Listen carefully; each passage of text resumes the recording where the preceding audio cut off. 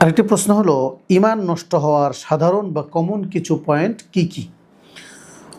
ইমান নষ্ট হওয়ার কারণ সম্পর্কে ওলামায়ে কেরাম, ফোকায়ে কেরাম বেশ কয়েকটি মত আছে।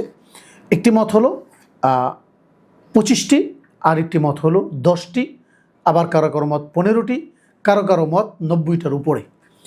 মূলত ইমান নষ্ট হওয়া কাকে বলে? আমরা যেমন অজু করার পরে পেশাব বা পায়খানা রাস্তা দিয়ে কোনো কিছু বের হলে আমরা অজুটাকে ভেঙে গেছে বলি, পেশাব করি অথবা পায়খানা করি অথবা বায়ু ছাড়ি ইত্যাদি। এমনিভাবে অজু ভাঙার 7টা কারণ আমরা বলে থাকি। এই 7টার কোনো একটা ঘটলেই অজু ভেঙে যাবে, এটা আমরা ফিকহের কিতাবের মাধ্যমে পরিষ্কার আমরা জানি। একই রকমভাবে আমরা ইমান এনেছি, এর অর্থ এই না যে ইমান কখনো যাবে না। ইমান ভাঙার কিছু কারণ আছে, ওই কাজগুলো যদি কেউ করে তাহলে তার ইমান ভেঙে যাবে।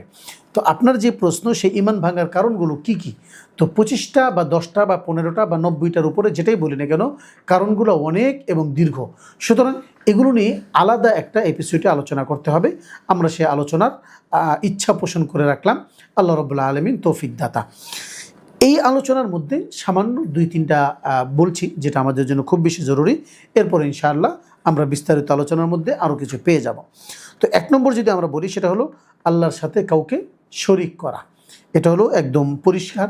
তো এর পাশাপাশি 2 নম্বর হলো আল্লাহ ও বান্দার মাঝে কোনো মাধ্যমকে ব্যবহার করা, স্থির করে দোয়া বা সুপারিশ করা। যেমন ধরুন মাজার বা ইত্যাদিকে মাধ্যম বানিয়ে দোয়া করা।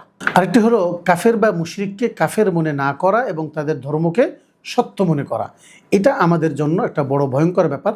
আমরা অনেকে অনেক সময় হিন্দু, বৌদ্ধ, খ্রিস্টান ইত্যাদি ধর্মকেও সত্য ধর্ম মনে করি।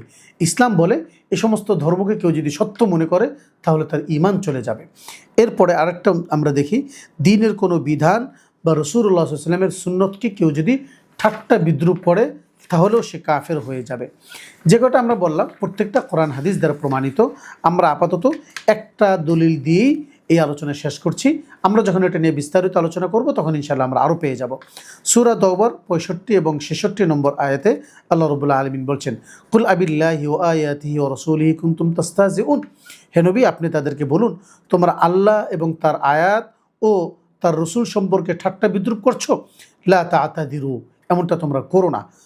কদ কাফারতুম বাদা ঈমানিকুম, এই কাজ করতে গিয়ে তোমরা কোনো ওজর দিও না, কারণ তোমরা ঈমানের পরে কাফের হয়ে গিয়েছো। কদ কাফারতুম বাদা ঈমানিকুম, ঈমান আনার পর তোমরা কাফের হয়ে গিয়েছো। মুফাসসিরিন কেরাম এবং ফুকায়ে কেরাম এই আয়াত থেকে যে হুকুম বের করে সেটি হলো, আল্লাহ, রসুল এবং আল্লাহ তাআলা ইসলামের শরঈ কোনো বিধানকে নিয়ে কেউ যদি ঠাট্টা বিদ্রূপ করে তাহলে সে কাফের হয়ে যাবে, তার ঈমানটা ভেঙে যাবে। এভাবে আমরা প্রায় 25টা পেয়ে থাকি যেগুলো ঈমান ভাঙার কারণ হিসেবে বিবেচিত হয়। আমরা আপাতত কয়েকটা নিয়ে কথা বললাম, বাকিগুলো নিয়ে ইনশাআল্লাহ আলাদা একটা এপিসোড করব, সেখানে আমরা বিস্তারিত আলোচনা করবো ইনশাআল্লাহুল আজিজ।